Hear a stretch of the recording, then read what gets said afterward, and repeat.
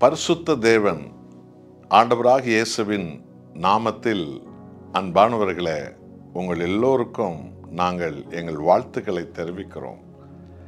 தேவ பிரசன்னம் இந்த நாளெல்லாம் உங்களை நிரப்பி ஞானமுள்ள ஜனங்களாய், விசுவாசத்தினால் ஜெயம் பெறும் தேவ மக்களாய் கர்த்தர் உங்களை உயர்த்தி மகிமைப்படுவாராக.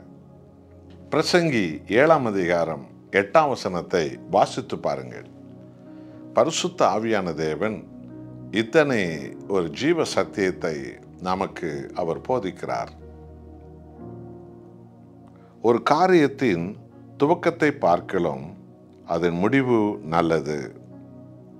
பெருமை உள்ளவனை பார்க்கலாம், பொறுமை உள்ளவன் உத்தமன்.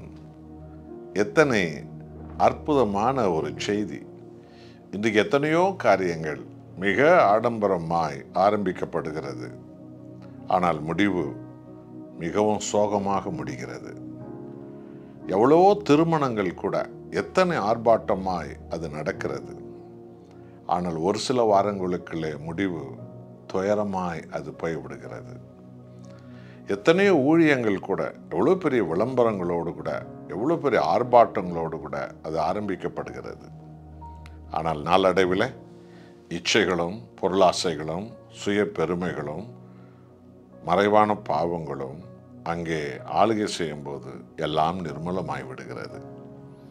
ஆகவே நண்பான தேவனுடைய ஜனங்களே, ஒரு காரியம் ஆடம்பரமாய் ஆரம்பமாய் ஆர்ப்பாட்டமாய் நடப்பது எவ்வளோ முக்கியமோ, அதுபோல அனுதினமும் அந்த வழிநடத்தல், அந்த அடையாளங்கள் ஒவ்வொருடைய வாழ்க்கையிலும் நடப்பது ரொம்ப முக்கியம்.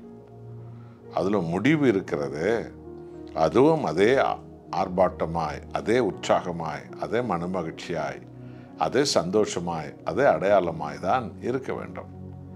எத்தனையோ வியாபாரங்கள் மனிதனை நம்பி, பணத்தை நம்பி, சுயத்தை நம்பி, அதை நம்பி, இதை நம்பி மிக ஆடம்பரத்தோடு ஆரம்பித்து முடிவில் நஷ்டங்களும் கஷ்டங்களும் வெட்கங்களும் தோல்விகளும் அவமானங்களுமாய் அது முடிந்து விடுகிறது. குடும்ப வாழ்க்கை கூட எவ்வளோ ஆடம்பரமாய் நடத்த நாம் விரும்புகிறோமோ, அதுபோல் அனுதினமும் நம்மை ஆசீர்வாதத்தில் நடத்துகிற கர்த்தர் இயேசுவின் சமூகத்தை தேடி அவருடைய கட்டளையின்படி நாம் நடக்கும்போது தான் உயர்வு தாழ்வு என்ன வந்தாலும் சரி, முடிவு மிக சம்பூர்ணமாக இருக்கும்படி தேவன் அதை பார்த்து கொள்வார். ஆகவே பெருமை உள்ளவனை காட்டிலும் பொறுமை உள்ளவன் உத்தமன் என்று கர்த்தருடைய வேதம் போதிக்கிறது.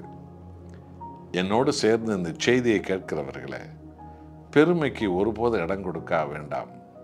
பெருமை சாத்தானுக்குரியது, பொறுமை தேவனுக்குரியது.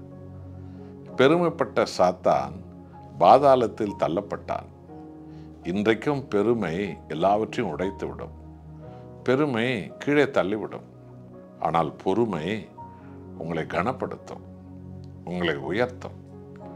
எந்த ஒரு விஷயமானாலும் சரி, ஆத்திரப்பட வேண்டாம், அவசரப்பட வேண்டாம், உணர்ச்சிவசப்பட வேண்டாம், எடுத்தேன் கவிழ்த்தேன் என்று நீங்கள் பேசிவிட வேண்டாம், நடந்து விட வேண்டாம். பொறுமையை கடைபிடிங்கள். அது குடும்ப வாழ்க்கையிலிருந்து ஆரம்பமாகணும். நீங்கள் குடும்பங்களில் எல்லாவற்றிலும் நீங்கள் பொறுமையை கடைபிடித்தீர்கள் என்றால், பொறுமை உங்களை கர்த்தர் இயேசுவின் மேல் பற்றுள்ளவர்களாக அது மாற்றும். அந்த பொறுமை தேவ வசனத்தில் உங்களை பலப்படுத்தும். அந்த பொறுமை தேவ சமாதானத்தையும் தேவ பலத்தையும் உங்களுக்கு கொண்டு வரும். அது உங்களை உத்தமர்களாக, ஜெயம் பெற்றவர்களாக அது மாற்றும். இன்றைக்கி எத்தனையோ குடும்பங்கள் ஆர்ப்பாட்டமாய் கல்யாணங்கள் நடந்து ஏதோ வெட்கமாய் முடிகிறதுக்கு என்ன காரணம் என்றால், அவர்களிடத்தில் பொறுமை இல்லாமல் போனதுதான் காரணம். ஆத்திரமும் கோபமும் சுயநலமும் பெருமையும் எங்கே இருக்கிறதோ அங்கெல்லாம் தோல்விகள் தான் இருக்கும். இந்த படிப்பினை உணர்ந்து கொள்ளுங்கள். தேவ சமூகத்தில் பொறுமை உள்ளவர்களாக இருங்கள். ஒரு காரியம் ஆரம்பிக்கப்பட்டது எப்படியோ, அதிலும் மேலான சந்தோஷத்திலும் மகிழ்ச்சியிலும் ஆசீர்வாதத்திலும் அந்த காரியத்தை தேவன் முடிவுக்கு கொண்டு வருவார். நாம் ஜெபிப்போமா? அன்புள்ள தேவனே, எங்கள் ஆண்டவராக இயேசுவே, என்னிடத்தில் வந்து கற்றுக்கொள்ளுங்கள், நான் சாந்தமும் மனத்தாழ்மையுமாய் இருக்கிறேன் என்று.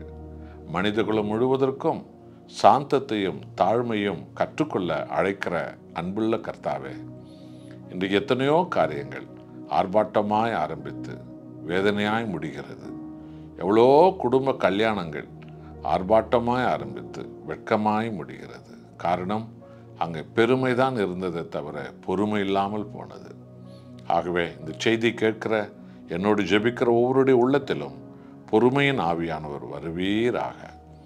முடிவு சம்பூர்ணமாய் மாறும்படி ஆசீர்வதிப்பீராக.